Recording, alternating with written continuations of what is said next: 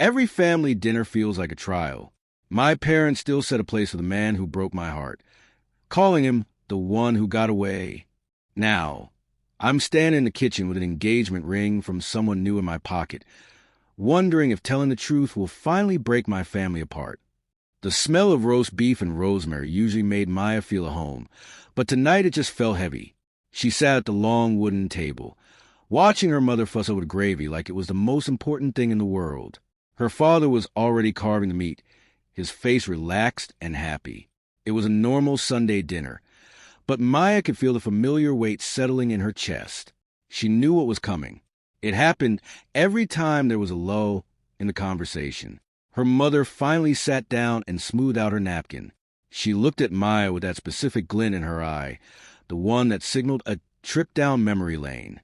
Without skipping a beat, she mentioned how much Mark used to love this specific recipe. She talked about how he always offered to help with the dishes, and how he had that wonderful, booming laugh that filled the house. Maya kept her head down, focusing on a small knot in the wood of the table. To her parents, Mark was a perfect man who got away. He was a successful architect with the right family background and the polite smile. They didn't see the way he subtly undermined her dreams or how he made her feel small whenever they were alone. In this room, Mark was an ex. He was a ghost who still had a permanent seat at the table. Her father nodded in agreement, adding that he saw Mark's firm just landed a huge new contract downtown. He looked at Maya, his silence asking the question he didn't have to say out loud. Why did you let him go? Maya felt the engagement ring Leo had given her tucked safely in her purse. It felt like a lead weight. She wanted to tell him about the man who actually made her happy, but looking at their faces, she realized they weren't ready to let the ghost go. The conversation didn't stop at the roast beef.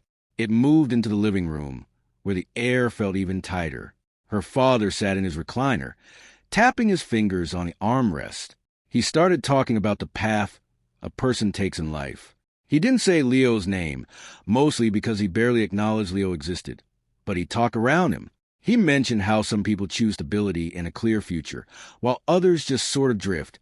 Maya knew he was talking about Leo's workshop. To her father, a man who worked with his hands and didn't have a corner office was someone who was drifting. He remembered Mark's leather briefcase and his expensive watch.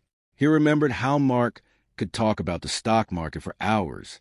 He didn't remember that Mark once told Maya her photography was a cute little hobby that wouldn't pay the bills. Every compliment they threw toward the memory of Mark felt like a jab at the life Maya was actually living. They saw a version of her that didn't exist anymore. They wanted the girl who wore the pearls and went to the country club fundraisers. They wanted a woman who spent her weekends in a dusty studio, covered in paint and exhausted, but finally feeling alive. The trap was simple. If she defended Leo, she was being difficult. If she stayed quiet, she was agreeing that her life was a mistake. She looked at the family photos on the mantel, seeing a younger version of herself standing next to Mark. She looked miserable in the picture, but her parents only saw the perfect frame. She realized then that they weren't in love with Mark. They were in love with the idea of him, and they were using that idea to measure everything she did. The air in the house changed the moment the doorbell rang. It wasn't the usual light tap of a neighbor or the postman. It was a firm, confident chime that made Maya's stomach drop before she even saw who was standing there. Her mother didn't look surprised. In fact, she smoothed her apron and stood up with a small, secret smile that told Maya everything she needed to know. This wasn't an accident. It was a setup. When the door opened, there he was. Mark was wearing a tailored navy blazer and that same expensive cologne that used to make Maya's head ache. He stepped into the foyer like he had never left, holding a bottle of wine that probably cost more than Maya's weekly groceries. He greeted her father with a firm handshake and leaned in to give her mother a polite hug.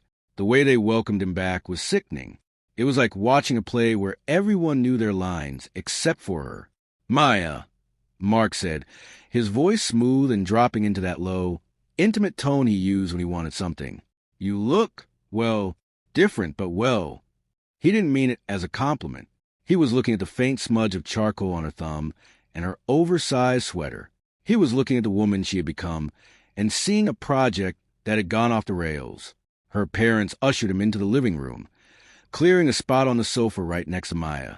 They acted like it was the most natural thing in the world to invite an ex-boyfriend to a private family Sunday, without warning. The next hour was a slow-motion car crash. Mark talked about his new firm, his new car, and a trip he was planning to the coast. Her father hung on every word, nodding and laughing at jokes that weren't actually funny. Every time Mark mentioned the success, her mother would glance at Maya as if to say, "See, this is what you walked away from." Maya sat there, her nails digging into the palms of her hands. She felt invisible in her own home. They were talking over her and around her, building a fantasy of a life she had spent 2 years trying to escape. Mark reached out at one point, his hand hovering near her knee, a familiar gesture of ownership that made her skin crawl. "I was telling your folks," Mark said, leaning in.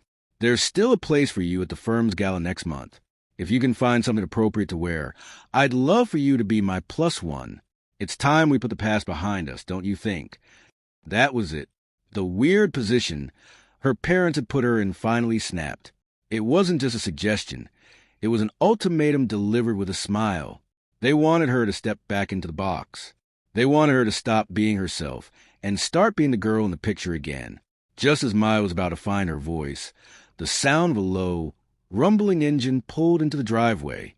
It wasn't a luxury sedan.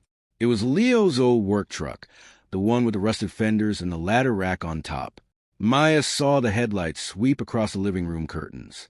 Her father frowned, looking toward the window. "Who on earth is that?" Maya stood up. Her legs were shaking, but her voice was steady. "That's my future," she said. She didn't wait for them to respond. She walked to the front door and opened it just as Leo was stepping out of the truck. He was wearing his work boots and a flannel shirt, his hair a mess from a long day at the shop. He looked real. He looked solid. He looked like the man who actually knew her name and didn't care about her potential as a social accessory. When she turned back to the room, her parents were standing in the hallway, Mark looming behind them like a shadow. The look on her father's face was one of pure embarrassment. Her mother looked like she had just seen a ghost, but not the one she had invited for dinner. "This is Leo," Maya said, her voice echoing in the sudden silence. "And he's the reason I'm not going to any galas, Mark. He's the reason I'm finally happy." The collision of the two worlds was violent and quiet all at once. Mark looked at Leo like he was a piece of trash on the sidewalk. Her parents looked at Leo like he was a stranger who had broken into their house. But Maya didn't care. The breaking point had come and gone, and for the first time in her life, she felt like she was standing on solid ground. After Leo drove away, the house felt colder than before. Mark had made a quick, awkward exit, leaving Maya alone with her parents in the kitchen. The silence was thick, broken only by the hum of the refrigerator. Her mother started stacking plates, her movements jerky and sharp, while her father sat back down at the table, staring at his hands. Maya didn't wait for them to start. She told them plainly that Mark was a trophy they want to keep on a shelf, but she was the one who had to live with his coldness. She explained that Leo didn't care about her potential to be a socialite. He cared about the woman who stayed up late painting, because she finally felt free. She looked her father in the eye and said that stability isn't a bank account. It's having someone who stands by you when things get messy. Her mother stopped mid-motion, a plate still in her hand. For the first time, the perfect image of the past seemed to crack. They saw their daughter not as a girl making a mistake, but as a woman who had finally found her own home. It took a few months of cold phone calls and missed Sunday dinners, but the air eventually cleared. Maya didn't back down, and her parents finally realized that their silence was only building a wall they couldn't climb. One evening, her mother called and asked if Leo liked pot roast. There was no mention of Mark and no talk of what could have been. When they finally sat down together, the table felt lighter.